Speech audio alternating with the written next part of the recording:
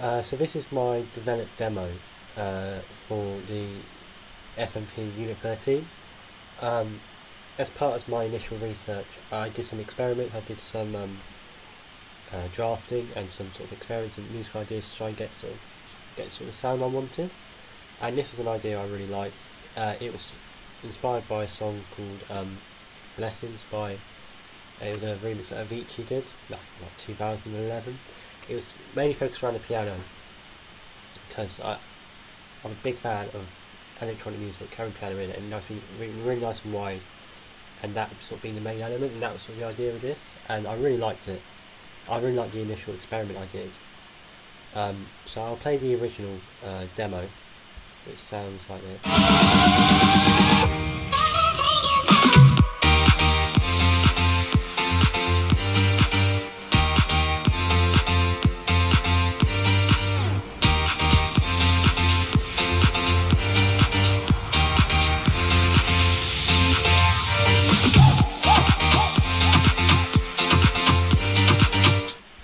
So that was the idea. It was a very simple sort of break, build up and drop.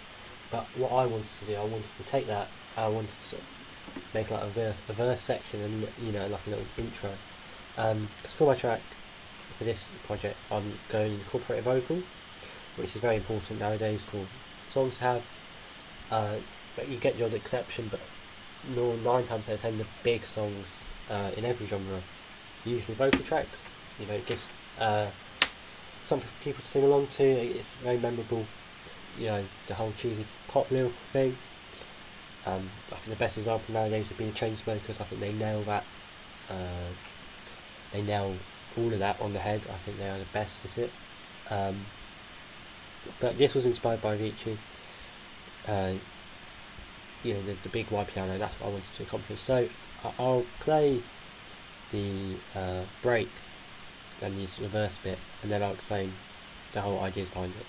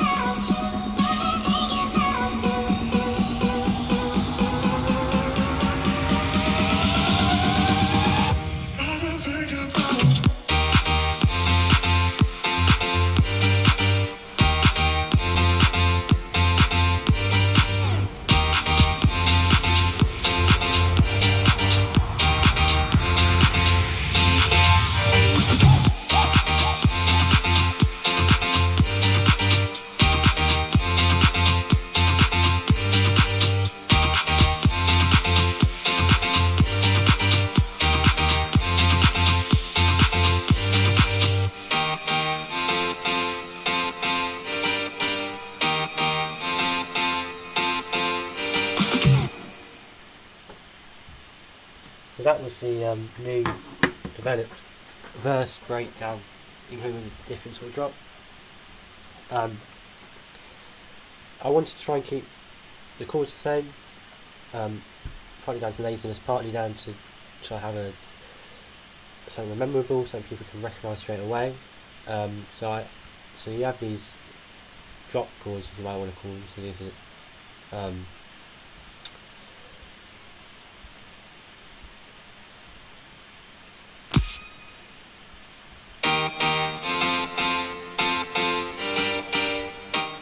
I sort of flatten them out to make them more sustained.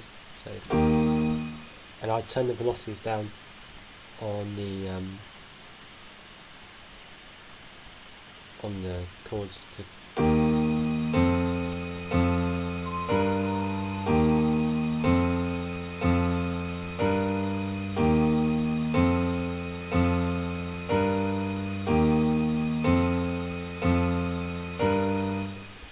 so I kept the velocity sound just to keep it a bit more sort of relaxing, sort of calming, and that was sort of the idea.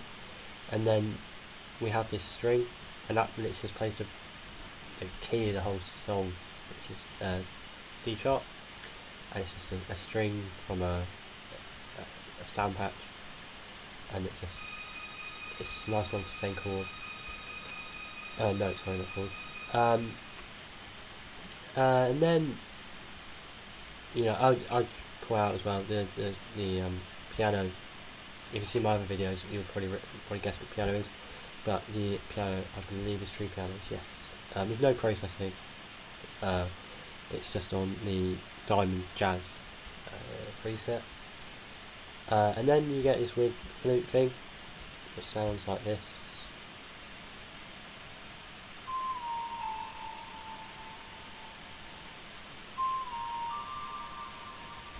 And that is a pan flute out of Nexus that I'm a big fan of, and it's a very popular sound in pop music. I discovered this sound because of Justin Bieber's What Do You Mean, and I think a bunch of after hearing that song, I think a bunch of other house people started nicking it. But as you can see, if you look at the MIDI, the first note on the C of every little pattern, it overlaps the A sharp. I can't remember. I can never say the word, but I think it's referred to mono legato, and it's just been a 16th, and it just sort of slides into it. So I mean, I can play. I've got my keyboard next to me, and it slides into one another, and it's just a really nice effect instead of having just. It's just a bit more. I think has a bit more movement. It's so different, and that's sort of what I was aiming for, and it's the same with this one. And in the intro, it's being filtered in with Nexus filter. This one.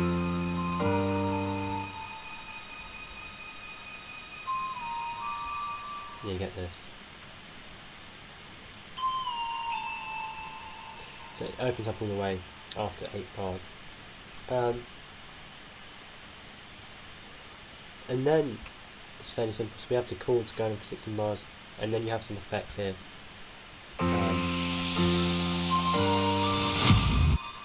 Just Vengeance samples. My sort of go-to for anything effect-wise is Vengeance and Cashmere as well, which is what I've used here. I've used a reverb kick with Attack. It's just a big sort of orchestral kick. I'm a big fan of orchestral drums. So this is quite a cool effect to transition. And then after transition I really try to like strip it down. So when the vocal comes in, if this was the track that I was to take on, the vocal will come in. This would be like the big sort of like emotional, cheesy, poppy sort of lyrical thing. Where it's sort of really laid back. It could be a really nice sort of pre-chorus. It's just a string from earlier from the intro, plus this sort of stadium clap.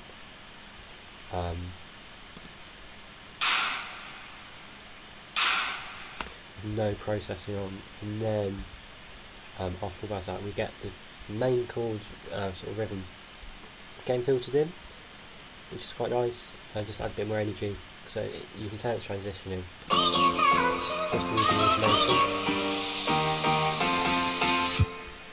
And then this is when the vocal comes in. The vocal isn't a girl who I know, it's a sample of Splice. It's a singer-songwriter called Cara, who's done songs with loads of other artists. She released a sample pack. I like to use her vocals just as demos, so if it comes I actually find a singer that I can go, this is how I want it to sound, and then I'll show that. But yeah, it's a really simple phrase. I've been thinking about you, which is the name of the project, and that starts coming in. I think there's some processing on it. Yeah, the vocal. So we've just got a sound modizer. Make it a bit louder, make it stand out a bit more. We've got some weird EQing. sort of raising the highs, taking away the lows that are not needed, some of the mids, boosting some of the highs, and some of the reverb, try to make it a bit more wide, a bit more atmospheric, which is quite nice. And then going to the build up, we've got some more effects, same effects. One of my pet peeves when producers don't use the same effects in every song. I like to use the same effects pretty much in every song, because it's that sort of thing that, people will recognise it after a while. If it's me, I think you can really tell a song by just the effects or kicks or claps they're using. So I try to keep everything the same all the way throughout a song. Some things differ, I think, with sort of drum fills and obviously kicks, because you can get them tonal kicks, because that's sort of different. But if it's effects, crashes, sweeps, down sweep, whatever, I like to keep them the same. The only difference is that I've got this little. It's actually a little sample from a fill. I just like that bit. It really should sound like no, that's all it was. And then we've got I made the vocal unique. So I've taken the last phrase that I've been thinking, and it sounds like this. I've made it unique, and then I've put it on stretch, and I've just taken it down a whole octave, so 12 semitones. And it's seen up here, and I've made it a bit. And it's a bit of variation. I think just to, the listener will know. So it's happening. It's quite nice, and then you go back into the build-up where some things have changed. Not a lot, but I think it's the small little things that have changed. So we've got the same impacts. That was down sweep. We've got the same reverb kit, which is really cool. We've got an introduce on a new down sweep with sidechain on it, so it doesn't clash with anything. Which is this one. Kickstart by Nicky Romero again. It's the last video I talked about. It's Kickstart by Cable Guys and Nicky Romero. And we've got an exhaust which does the same thing. Just to transition. Then we've got this vocal riser, which is from Splice again. I couldn't tell you where, but it's from a sample pack of Splice, and it just pitches up. It's so different because I've also got the vocal underneath it. And I thought it was really cool to say a bit different. I've got some more sweeps, and then the more interesting bit I think is, and I do this a lot in my songs. I like this trick of Armin van Buuren. I watched one of his masterclasses, and when he said it was really obvious, but I never really thought of it. I like to so I use a fruity balance, which is just a gain sort of plugin in FL, and I like to turn the master channel down by 3 dB because it gives the illusion that something's happening, but it's really not.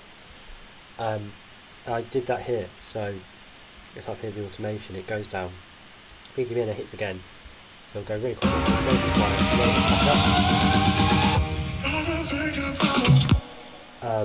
And I've got the same low octave vocal as like the pre-drop vocal thing.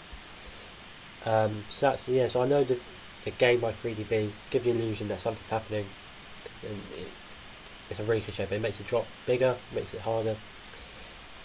And then I've got this fill.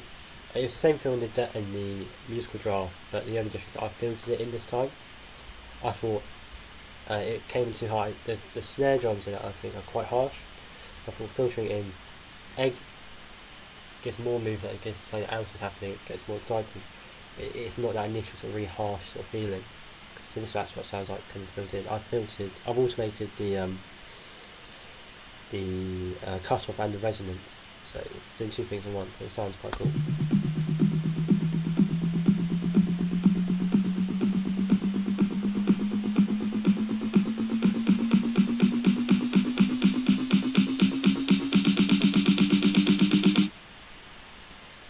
And so that's the snare, and then the last thing which I think makes the vocal quite cool is I've got this pitching vocal. What I like to do in my songs, I think it's quite a common thing anyway, but I like to try and take away as much bass out of the build as possible without making it sound silly. But I try and take as much bass out, so when the bass comes back in the drop, it's like makes it a bit bigger. It's like an illusion. So, so I took the last like oo or u,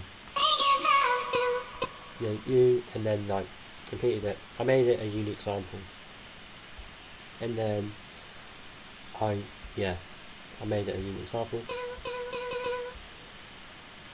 and then I pitched it up. I put it back in stretch, switched up by 12 octaves, 12 semitones, make it 1 octave, and then that's just pitching up.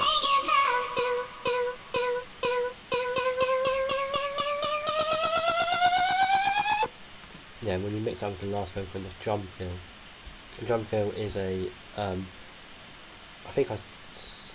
want to say I sampled it from someone, but I'm not totally sure. I think it might have been a Brooks song, but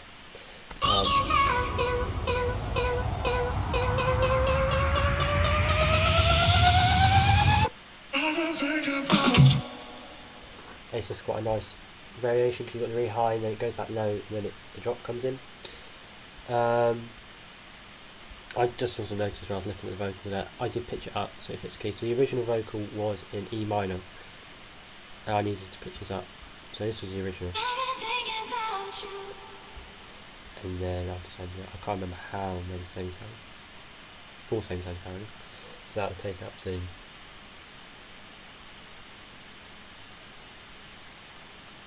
A. Yeah, and then that's really it. I mean, the only other differences in this development demo is that in the second half of the drop I've got a string. It's the same string from the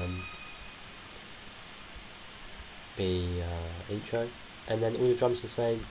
The kicks from it's not one of my kicks which I've processed, so yeah, I think it might be. Oh no, I've mentioned this pack in my research, which I use a lot, and it's from Hyperbits, which is somewhere. It is.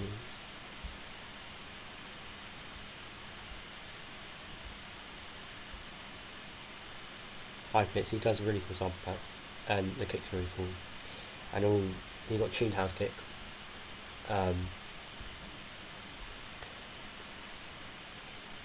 And then the drum beats, it's your typical 4 on the floor.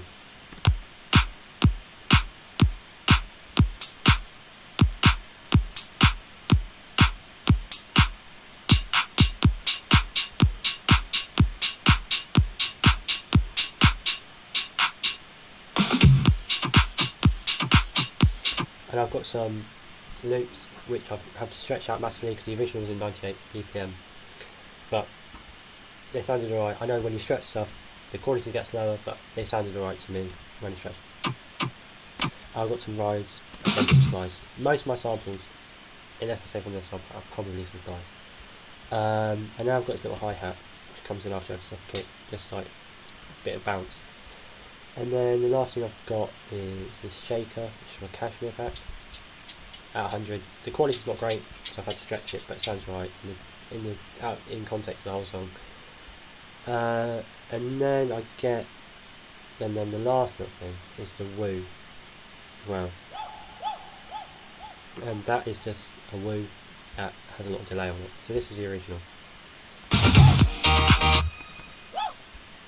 And I've put some reverb on it, make it nice and wide.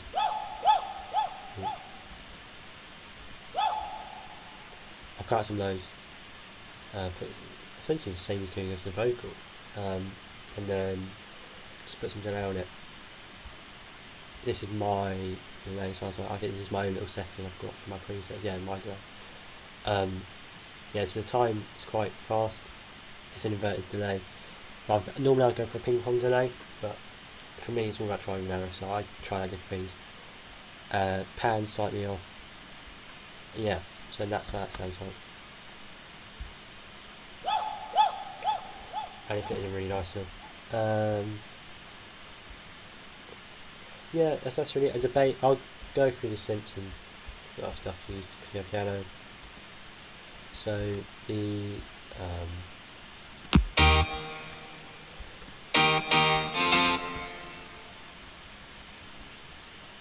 it's 2 layers. One is true pianos, the amber default, which is my favourite setting on this for my drop pianos, and then I've got a Nexus, I believe, yeah, the Ballygram piano, and then got this one. So the true piano is doing most of the work, but the Nexus is just adding that bit of low end which I needed. That to me sounds too empty.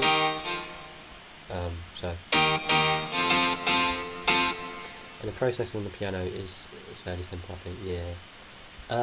You've got a filter for filtering in and out. You've got an EQ where I've taken all the high, boosted the high end. I learned that I was watching a video which I will reference somewhere about how to make Avicii style pianos, and the sort of lesson I learned is that Avicii boosted the high ends of his pianos quite a bit. So that's where that idea came from. I've got a blue compressor which should really be at the top of the mixing chain. Got some kickstart, sidechain, gross beat. No, gross beat doesn't do anything. And we've got a tape stop, which I'll explain in a second. I've got some reverb, all very sort of simple. And I've got the piano's pan slightly either way, make it a bit more stereo. The tape stop effect is quite obvious if you listen to the track. It's just take it from out. It is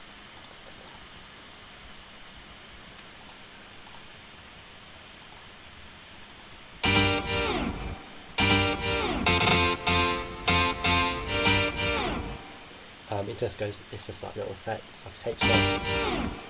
Adds a bit more variation, it's a bit like unique, I think. And also bass. I don't even have a sub, which I probably should do if I carry on making a song. It's just a Moog bass. Obviously inspired by the analog synth. Quite a nice sound. I like plucky basses. I'm not a big fan of these big sort of gritty style of basses that you hear in a lot of electronic music nowadays. But that's really it in terms of synths, how this came about. In terms of mixing the song, as this was only a draft, it's all very rough. It's not what it will be if I go through with it. But I've talked about the cues. Bass has just got a bit of kickstart on it. It's linked to this channel. I'm not sure why. And I've got a white noise as well. Okay, this is just used by my 3XO oscillator. It's where is it? So all three oscillators are on white noise, and that just filters in. So that's this one.